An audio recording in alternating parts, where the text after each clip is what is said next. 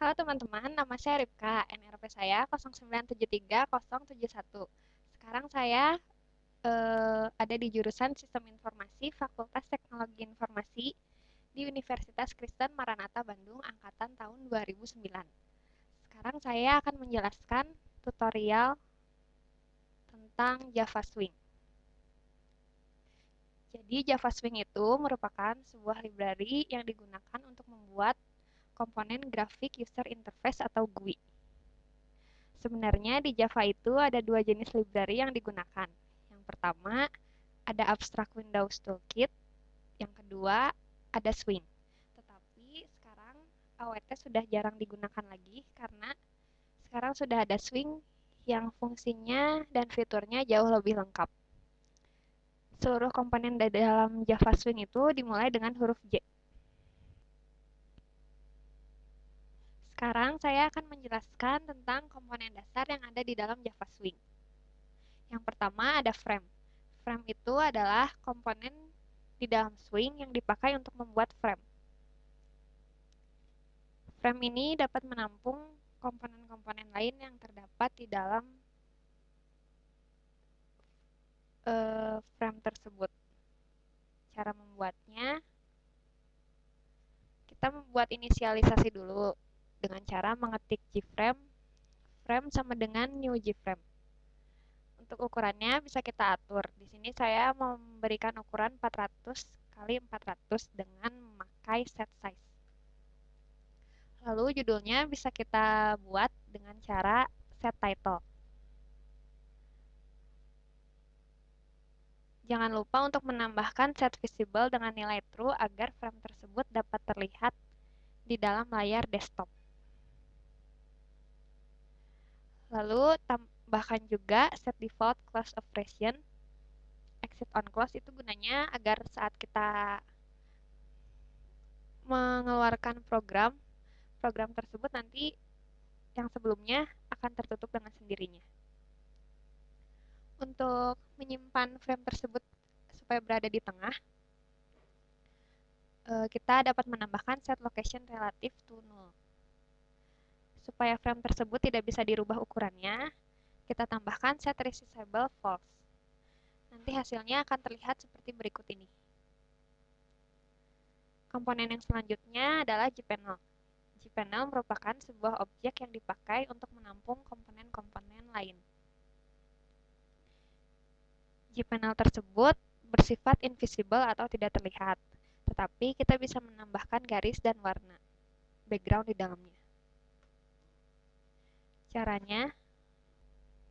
Caranya dengan cara membuat inisialisasi seperti biasa. Lalu kita dapat mengatur garis dari panel tersebut dengan cara set border factory.create clean border. Di sini saya akan memberikan warna merah. Lalu untuk backgroundnya akan saya berikan warna kuning dengan cara set background dalam kurung color.yellow. Jangan lupa untuk memberikan set visible sama dengan true agar panel tersebut dapat terlihat di dalam desktop Anda. Lalu kita masukkan panel tersebut ke dalam frame. Caranya dengan cara menuliskan frame.add_panel. Nanti hasilnya akan terlihat seperti ini. Yang selanjutnya adalah glabel. Glabel itu merupakan komponen untuk menampilkan teks atau gambar. Seperti ini. Cara membuatnya, kita bikin inisialisasi seperti tadi, seperti sebelumnya. Lalu di sini kita bisa mengatur ukuran dan juga letak dari label tersebut dengan cara menuliskan set bounds. Lalu warna tulisannya akan saya warnai dengan warna biru dengan format Arial bold dengan ukuran tulisannya 20. Jangan lupa untuk set visible sama dengan true. Lalu masukkan label tersebut ke dalam panel dengan cara menulis panel.add dalam kurung label. Hasilnya akan menjadi seperti berikut ini. Yang selanjutnya adalah jabatan. Jabatan itu merupakan komponen untuk membuat tombol. Cara membuatnya, kita tinggal bikin inisialisasi, lalu namanya Kita bisa panggil dengan setText, lalu kita beri nama di dalamnya. SetBounds itu kita untuk menentukan ukuran dan juga tata letak dari button tersebut. Jangan lupa untuk memasukkan button tersebut ke dalam panel. Komponen selanjutnya yang akan saya jelaskan yaitu adalah checkbox. Checkbox itu merupakan suatu komponen untuk menceklis satu pilihan atau lebih dari satu. Contohnya seperti yang ada di samping kanan berikut ini. Cara membuatnya, pertama kita panggil dulu gcheckbox, lalu kita bikin variabelnya. Setelah itu kita bisa mengatur ukuran dan lokasi dari gcheckbox tersebut dengan cara menambahkan setBounds. Seperti ini, saya bikin contohnya 2. Jangan lupa untuk memasukkan checkbox tersebut ke dalam panel. Ketika nanti dijalankan, checkbox tersebut akan seperti berikut ini. Kita bisa memilih pilihan lebih dari satu. Selanjutnya adalah JRadio button. JRadio button itu mirip dengan checkbox, tetapi komponen ini di dalamnya kita hanya bisa memilih satu pilihan saja. Cara membuatnya, pertama kita buat dulu button group. Button group ini fungsinya supaya radio button tersebut hanya bisa dipilih salah satu saja. Lalu kita buat JRadio button dengan variabel R1. Seperti ini. Lalu variabel tersebut nanti kita masukkan ke dalam sebuah grup yang tadi telah kita buat. Ketika dijalankan, maka akan seperti berikut ini. Kita hanya dapat memilih salah satu saja dari ketiga pilihan ini, karena tadi telah kita masukkan ke dalam grup terlebih dahulu. Komponen yang selanjutnya adalah JList. JList ini merupakan sebuah komponen yang digunakan untuk membuat daftar yang dapat dipilih. Jumlah pilihan ini akan terlihat seperti ukuran yang kita inginkan. Tetapi jika ukurannya tidak memungkinkan, maka akan muncul scroll bar. Cara membuatnya, pertama kita buat dulu array dengan nama item. Lalu kita masukkan apa saja yang akan dimasukkan ke dalam list. Setelah itu kita masukkan item tersebut ke dalam JList. Lalu setelah itu kita masukkan JList tersebut ke dalam sebuah panel. Hasilnya akan menjadi seperti ini. Komponen yang selanjutnya adalah JComboBox. JComboBox ini merupakan gabungan dari JList dan TextField. Di dalam JComboBox ini yang ditampilkan hanya satu baris dan kita dapat memilih baris yang lain dengan cara menekan panah yang terdapat di samping. Cara membuatnya, kita bikin inisialisasi dengan nama combo1. Lalu item-item ini kita masukkan dengan cara combo1.addItem dan nama item yang akan kita masukkan. Jangan lupa untuk memasukkan combo1 tersebut di dalam frame dengan cara menuliskan this.add dalam kurung combo1. Setelah dijalankan, maka aplikasi tersebut akan terlihat seperti berikut ini. Jika kita menekan tanda panah, maka item-item yang lain akan turun. Lalu kita bisa memilih item-item tersebut. Komponen yang selanjutnya adalah JTable. JTable ini merupakan suatu komponen yang dipakai untuk menampilkan data berbentuk table. Seperti berikut ini.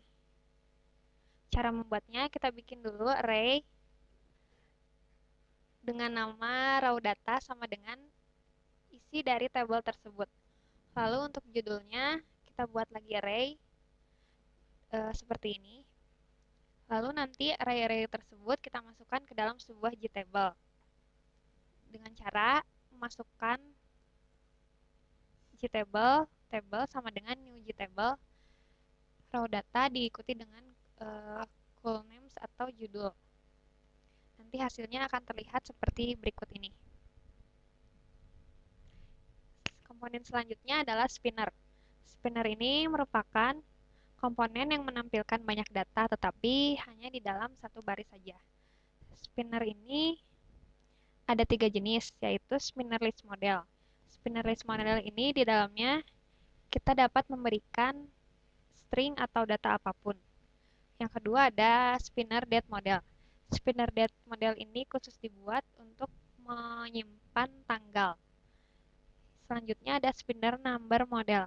Spinner number model ini merupakan spinner untuk menampilkan angka. Komponen yang selanjutnya ada gmenu. Gmenu ini berfungsi untuk membuat menu.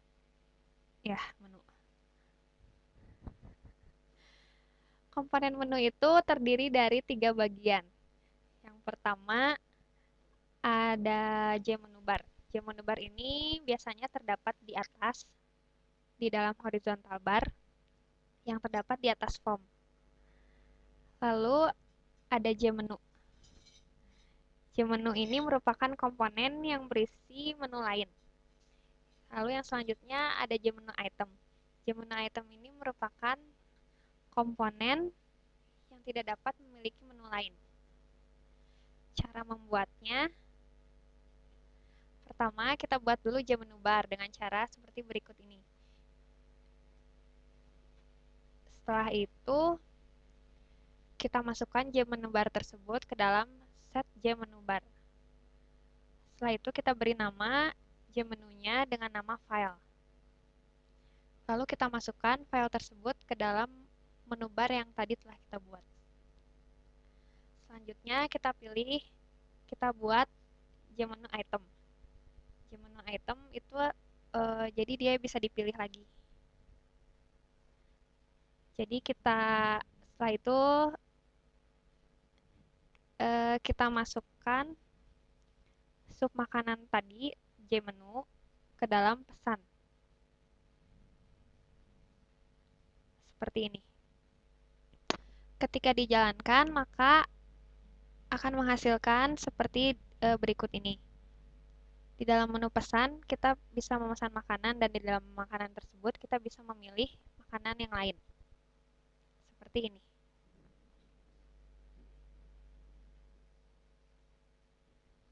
Komponen yang selanjutnya adalah jpop-up menu. Jpop-up menu itu merupakan menu yang bisa muncul di mana saja. Pop-up menu biasanya bisa kita pakai ketika kita menekan klik kanan pada mouse. Cara membuatnya yaitu kita buat inisialisasi dulu, lalu kita buat menu item yang akan kita tampilkan ketika kita menekan klik kanan pada mouse. Di sini contohnya akan saya berikan cut dan copy. Supaya pop-up menu tersebut bisa berjalan, maka kita harus menambahkan event untuk pop-up menu tersebut dengan cara seperti ini. Ketika pop-up menu tersebut dijalankan, maka hasilnya akan seperti ini. Ketika kita klik menu frame-nya, maka pop-up menu tersebut akan muncul.